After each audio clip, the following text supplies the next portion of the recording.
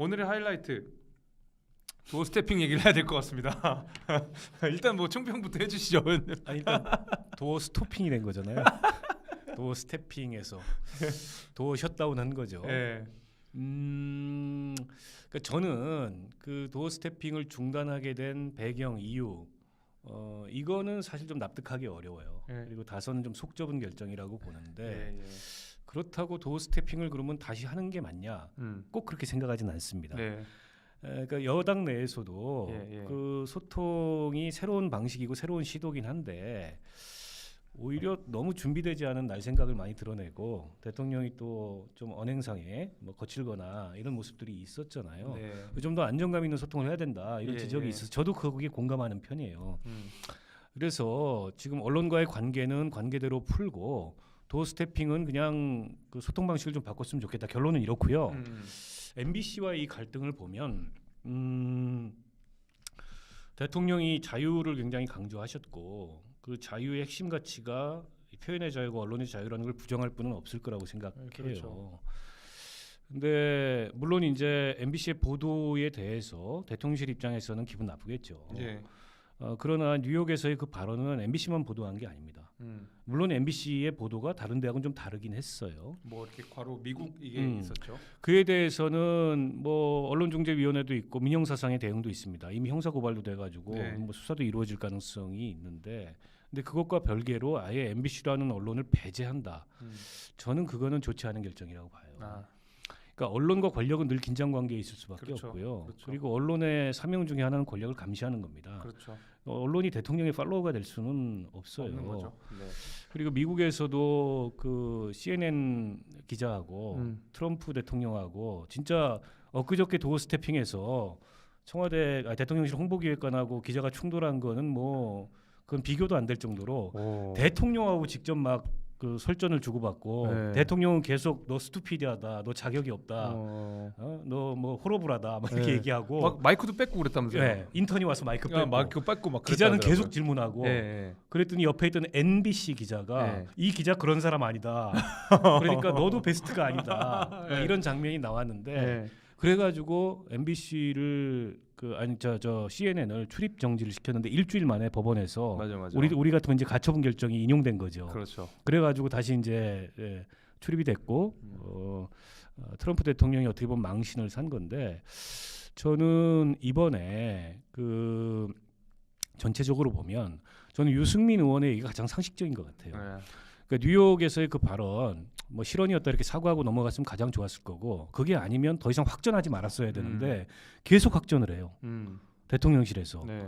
그거 가지고 전용기 배제하고 뭐 그것도 논란이 있었지만 끝났지 않습니까? 어쨌든 순방이. 네. 근데 도어 스태핑 할 때 그 질문이 나오면 뭐 지난 일이니까 그 점에 대해서는 따로 말씀드리지 않겠습니다. 이러고 가면 되는데 이거는 뭐 악의적인 이간질이고 이 국익에 반하는 거고 헌법 수호 차원에서 그렇게 예. 할 수밖에 없었다. 아니 그 얘기를 듣고 질문 안 할 기자가 어디 있습니까? 그렇지. 그 얘기를 듣고 질문 안 하면 그건 기자가 아니에요. 네. 거기서 그 기자의 질문이 감정이 섞인 네. 그런 질문이었냐, 뭐 쓰레빠를 신었냐, 팔짱을 꼈냐, 이거 본질이 아닙니다. 본질 아니죠. 근데 본질 아닌 걸 가지고서 또 국민의힘 비대위원들이 특히 이제 기자 출신들이 라떼는 안 그랬는데 알고 봤더니 그날 도어 스태핑에 나온 기자들의 3분의 1이 쓰레빠 신고 나왔대요. 아 그래요. 이 루틴한 일정이었기 때문에 기자들도 그냥 그렇게 하는 거예요. 근데 그걸 예의의 문제로 이렇게 보는 것도 제가 보기에는 정상이 아니고 예. 지금 MBC에 대해서 세 가지 가이드라인을 제시하면서 기자단 의견을 달라고 했는데 기자단은 입장 표명 안 하기로 했어요.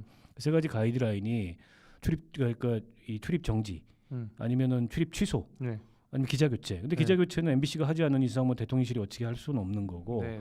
결국엔 출입 정지나 출입 취소 네. 이 결정을 내릴 수 있는데 좀 그렇게 안 했으면 좋겠습니다. 아, 이걸 만약 그렇게 하면 또 확전하는 거예요. 그렇죠. 근데 더 이상 그렇게 확전하지 말고 어쨌든 언론이 불편하죠. 근데 불편한 존재를 안고 살아야 되는 게 민주 정치에서 이 국정 운영을 하는 이 대통령과 여당의 운명이에요.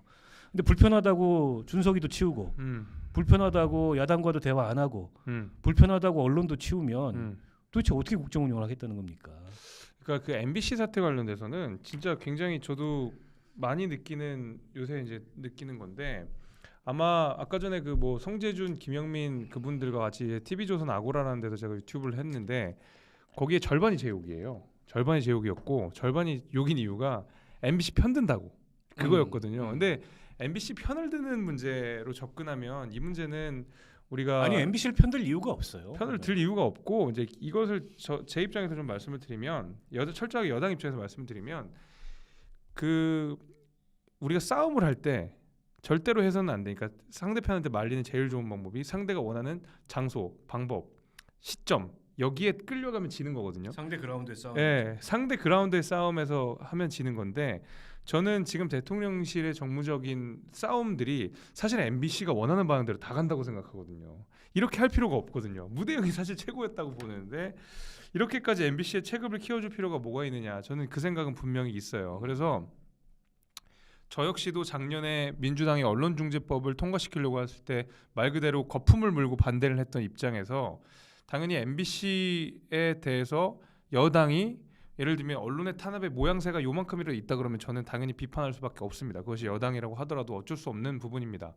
제가 헌법을 배울 때도 언론의 자유는 다른 기본권에 우선하는 그 기본권이라고 배웠기 때문에 저는 거기에 대해서 비판할 수밖에 없는데 당연히 언론도 그렇다고 해서 권력의 비판에서 자유로울 수는 없죠. 대통령실도 언론 비판할 수 있습니다. 트럼프가 CNN을 비판했고 바이든이 마찬가지로 뭐 그때 폭스였나요? 어디 뭐 언론사를 비판했고 뭐 욕도 하고 이런 것처럼 사실 그 긴장 관계를 우리가 부인할 수는 없는데 지금의 어떤 MBC와 대통령실의 각이 적어도 정무적인 면에서만 본다 그러면 저는 좋은 방식은 아니라고 생각해요. 네. 아니 그 과거 정권들도 언론하고 다 이제 충돌하고 지난 정부 때도 대통령실의 분위기가 조선일보는 거의 토착 외국 같은 언론이다. 네, 뭐 이재명 대표는 TV조선 폐간시켜야 된다고 그러고 막 그랬죠. 뭐 이런 그 인식이 있었는데 그렇다고 그걸 실행하는 것과 또 그런 인식을 갖고 있는 것과는 다르거든요. 그렇죠. 근데 이걸 이제 셧다운을 하고 특히 이제 MBC라는 언론을 하나 그 말하자면 드자비하기 위해서 이 정부가 대통령실을 옮기면서 새로운 소통의 상징으로 제시했던 이 도어 스태핑을 중단한다. 다른 언론들은 그럼 어떻게 되는 겁니까? 그러니까요. 다른 언론들한테 MBC 손보는데 협조하지 않으면 도어 스태핑 안 할 거야.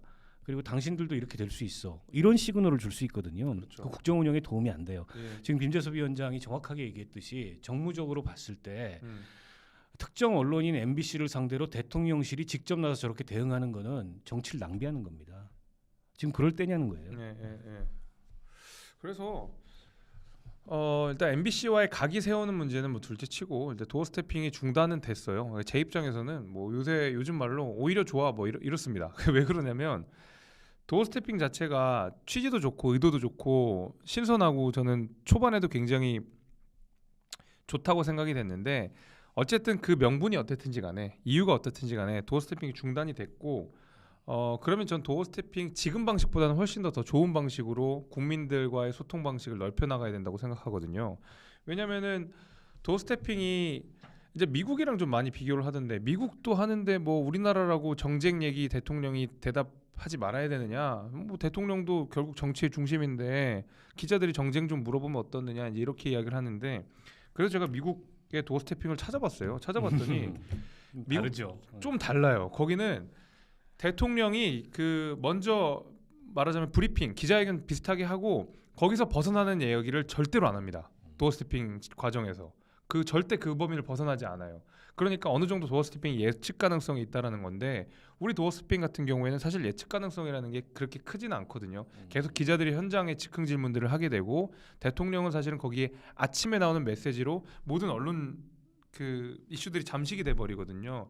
그럼 정쟁은 사실은 각 당이 해야 되는데 대통령이 정쟁의 중심이 되면은 오히려 대통령이 끌고자 하는 국정 방향이 좀 흐려지는 면이 있어서 여당 내에서도 그거 우려 사항을 계속 그 전달을 했었거든요. 그래서 사실 대통령이 국민들과 소통하려고 하는 의지 이거 굉장히 좋다고 생각하고 아마 후대에서도 이 부분은 정말 좋게 저는 국민들이 평가하실 거라고 봅니다. 그 일환으로 청와대에서 용서가 나온 것도 저는 좋다고 봅니다. 그렇지만 지금의 정쟁 방식으로 대통령이 소비되는 것은 지금의 도어 스태핑 방식으로 대통령의 정치적인 자산들이 소비되는 것은 저는 여당의 구성원으로서 좀 반대해요. 오히려 더 세련되고 더 좋은 방식을 가지고 나오면 지금의 도어 스태핑 중단도 우리가 국민들이 이해해 주실 수 있다고 생각합니다. 저는 이런 점을 한번 생각해봤으면 좋겠어요. 그 도어 스태핑에 대해서 여러 가지 평가가 있는데 그 정제되지 않은 다듬어지지 않은 대통령의 그냥 그 날 것 그대로의 생각 이거 듣는 게 좋다라는 분들도 있어요. 근데 네. 저는 개인적으로 그거 반대합니다. 네, 정제되지 않는 생각을 국민들 앞에서 말하는 거는 위험해요. 그렇죠. 그리고 그건 여러 가지 정치적 시비와 논란의 대상이 될 수 있습니다. 그때마다 네, 말 그대로 그게 이제 정치가 그런 방식으로 소비되면 안 되는 거예요. 음. 정치를 낭비하는 거죠. 네, 네, 네. 대통령은 정제된 메시지를 가지고 국민들 앞에서 얘기를 해야 되고 그리고 내가 국정 운영을 어떤 방향으로 어떻게 해나가고 지금 이 시점에 어떤 이슈에 대해서 이런 고민을 가지고 있다라는 거를 굉장히 정리된 언어와 정리된 워딩을 가지고 해야 됩니다. 저는 그게 그렇죠. 이제 대통령의 메시지라고 보고요. 미국에서 유래된 건데 도어 스태핑이라는 네. 게 우리처럼 이렇게 매일 그것도 출근길에 이렇게 하지 않아요. 네. 대통령이 헬기 타기 전에 맞아, 기자들이 묻는 거에 대해서 한두 마디. 맞아요. 그보다는 이제 백악관 브리핑룸을 이용해서 그렇죠. 대통령이 특정한 주제를 가지고 브리핑을 하죠. 그 과정에서 트럼프처럼 설전도 합니다. 네, 뭐 트럼프만 그런 게 아니고 바이든도 네, 그 폭스 뉴스 기자한테 네. 선 오브 비치 이런 네. 표현을 했다가 또 전화해가지고 사과도 했어요. 그러니까요. 논란이 돼가지고 네, 그러니까 그런 식의 그 이 권력과 언론 간의 충돌은 늘 있는 건데 저는 굉장히 인상적이었던 게 오바마 대통령이 8년 임기를 마치고 퇴임할 때 백악관 기자실에 들려서 네. 고별 연설을 했어요. 네. 거기서 뭐라 그러냐면 그 지난 8년 동안 그 여러분과 나의 관계가 항상 좋지만은 않았고 상당히 불편했고 나는 그게 때때로 편치 않았다. 그럼에도 불구하고 그게 우리 관계의 나는 핵심이라고 생각한다. 여러분 행운을 빈다. 이러면서 이제 오바마가 떠났는데 정말 멋졌어요. 그러니까 민주정치의 리더십이라면 특히 언론을 대하는 데 있어서 예. 그 정도의 말하자면 이 원칙, 그 정도의 포용력, 그 정도의 도량. 저는 언론이 비판하는 거에 대해서 무조건 참으라는 게 아닙니다.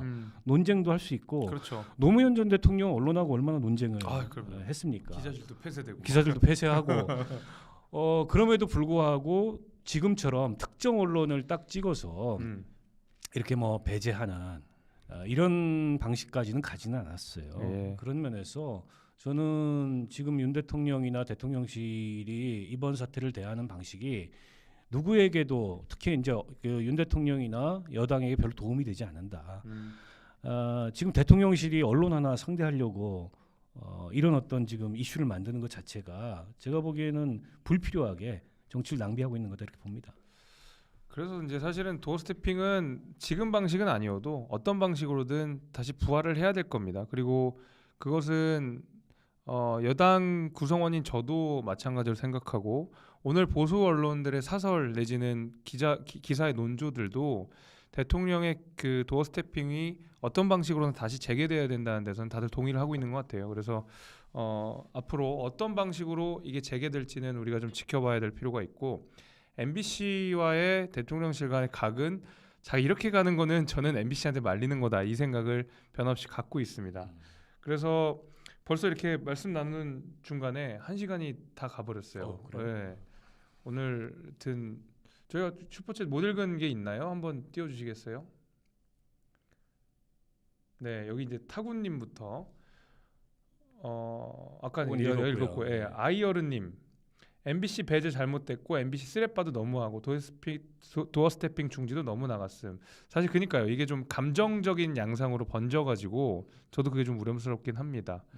타구님 오늘 뭐 굉장히 많이 메시지 내주셨는데 도어 스태핑 본인이 유권자에게 잘 보이려고 자발적으로 한다고 약속해놓고 이제 와서 들어주는 사람이 자기 마음에 안 든다고 땡깡 부리는 모습이 참 한숨이 나와요. 자기가 하겠다고 했으면 이것저것 따질 이유가 없지 않나요?